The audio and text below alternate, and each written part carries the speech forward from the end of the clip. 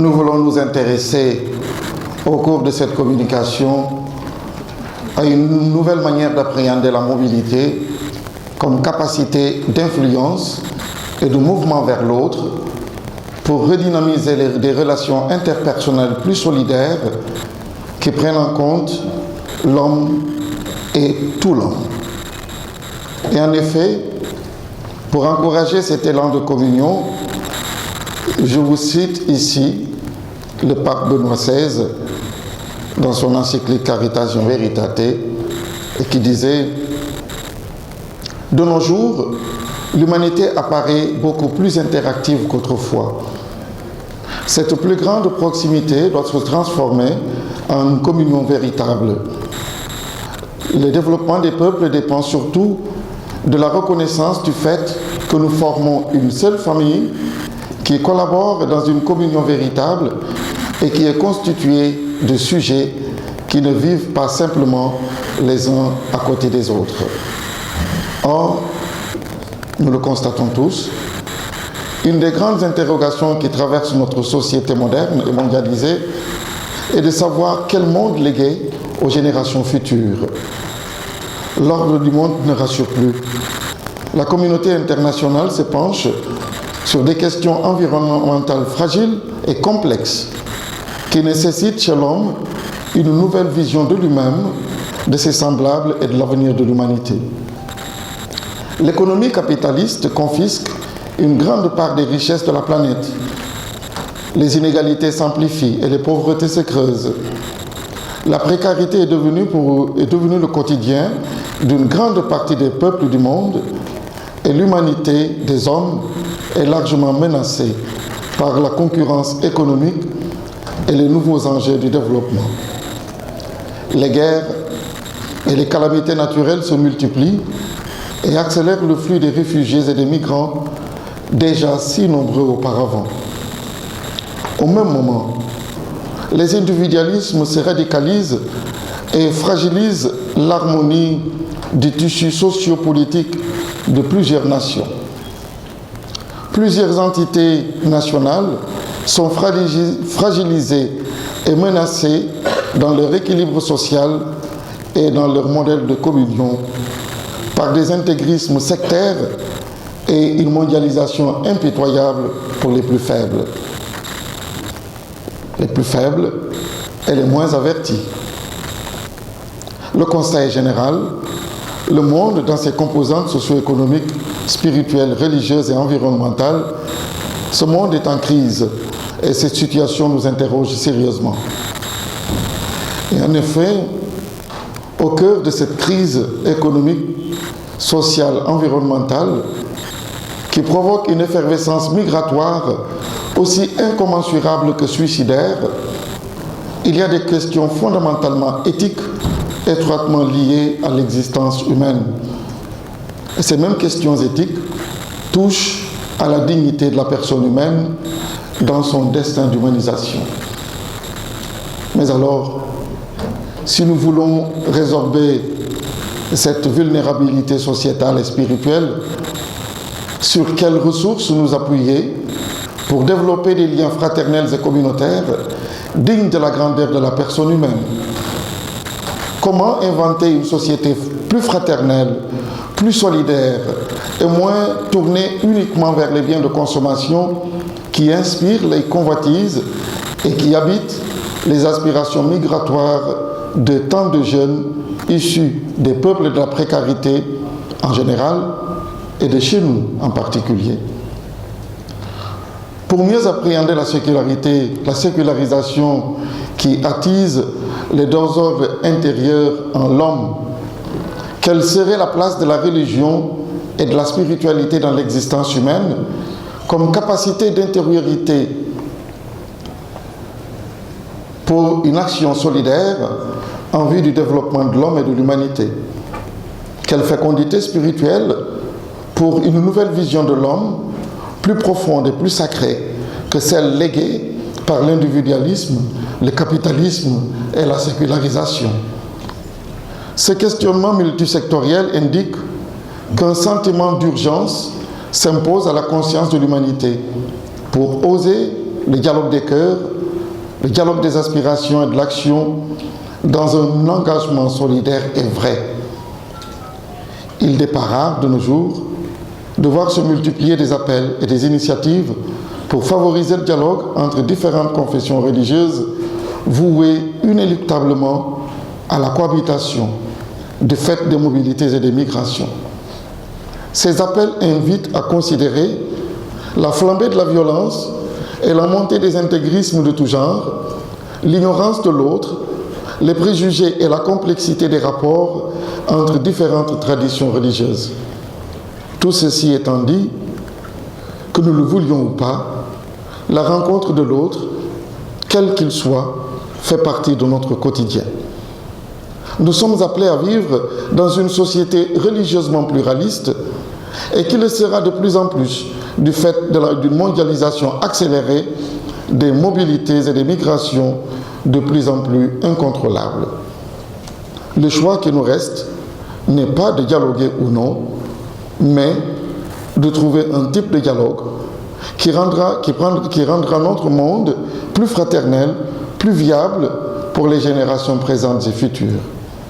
L'enjeu est crucial et il faut oser concevoir une certaine mystique de la relation ouverte au développement intégral des peuples et à la promotion de la dignité humaine. La promotion de la dignité humaine et la cohésion des rapports entre les peuples motivent notre combat dans une perspective d'éveil des consciences. Un éveil au développement intégral qui passe par la promotion de l'humanisme intégral dans la communion, la fraternité, la solidarité et la consistance d'une culture des valeurs et de la foi. Par ailleurs, peut-on parler de dialogue des valeurs universelles au Sénégal sans convoquer notre illustre Senghor? L'humanisme universaliste de Senghor, adopté, nous l'aurions vu un peu plus tôt dans les parties précédentes, cet humanisme adopté par un certain Alioune Diop, bien de chez nous, plonge ses racines philosophiques dans la profondeur de la culture africaine. Cet humanisme sur fond personnaliste s'interroge quant au devenir de la dignité humaine et pose des questions fondamentales relatives aux droits de l'homme, si urgent et si nécessaire à promouvoir une Afrique en proie à la violence dans tous les domaines et à un exode presque perpétuel de ses fils. N'est-ce pas que l'égalité des peuples en droit et en dignité est une problématique liée aux mutations et à la mobilité des personnes et des habitudes culturelles et religieuses? Dans ce sens, je vous livre ici un petit message du pape Paul VI quand il s'est rendu à Kampala. Nous déplorons le fait que dans plusieurs parties du monde persistent des situations sociales fondées sur les discriminations raciales souvent voulues et soutenues par des systèmes idéologiques. Ces situations constituent un affront manifeste et inadmissible aux droits fondamentaux de la personne et aux lois de la vie civile. Un pluralisme bien compris résout le problème du racisme clos. Il n'y a aucun doute que le développement est le lieu d'engagement pour l'avènement d'un humanisme solidaire. C'est une exigence indiscutable de justice. Le développement des peuples dans la solidarité doit se produire de manière subsidiaire et conséquemment. Et cela nécessite aide et impulsion aux populations africaines afin qu'elles sachent exprimer avec leur propre génie et leur propre force les structures politiques, économiques, sociales, culturelles en accord avec leurs besoins et en coordination avec la société internationale et la civilisation moderne. Je passe tout de suite à une conclusion. Nous choisissons de suspendre notre débat, notre communication, en lançant cette invitation à tout Africain à considérer à frais nouveau la promotion du bien commun pour le développement des peuples d'Afrique et de la diaspora. La solidarité entre États africains doit être une réalité mise en place avec une nouvelle volonté politique pour la promotion du bien commun et comme paradigme de développement intégral. La participation de tous étant requise, celle de l'Afrique passe par la contribution indispensable à la civilisation de l'universel. Il est unanimement reconnu à l'Afrique un certain nombre de potentialités originales qu'il n'est pas superflu de noter. La capacité de puiser dans ses cultures et valeurs un sens de l'humain, une symbiose presque évidente avec la nature et le cosmos, comme une sorte de culture écologique, de communion et de fraternité sans artifice. Nous recommandons vivement que ces atouts servent à l'éveil des consciences pour un développement intégral en Afrique d'une part et d'autre part pour réguler les nouveaux équilibres de la société mondiale largement éprouvés par des hordes de migration et des calamités sociopolitiques dommageables pour l'ensemble des peuples du monde en général et pour l'Afrique en particulier.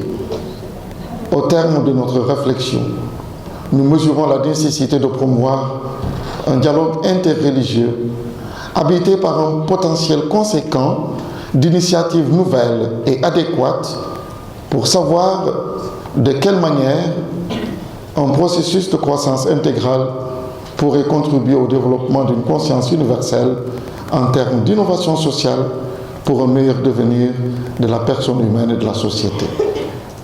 Cette communication, finalement, nous inscrit dans un processus dynamique d'intégration dans la recherche d'une vie bercée par une harmonieuse relation à autrui et par une communion transcendantale sous inspiration divine.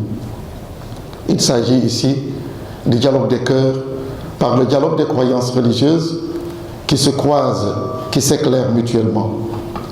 L'acquisition des vertus humaines par le biais des mobilités multiformes contribue au développement d'une conscience collective en termes d'innovations sociopolitiques et économiques valables pour le développement des peuples en tout lieu où se construit une société d'hommes.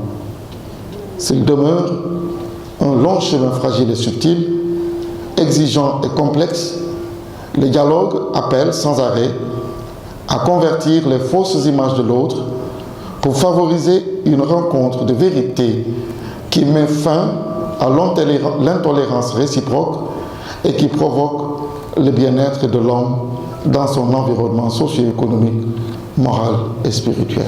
Je vous remercie.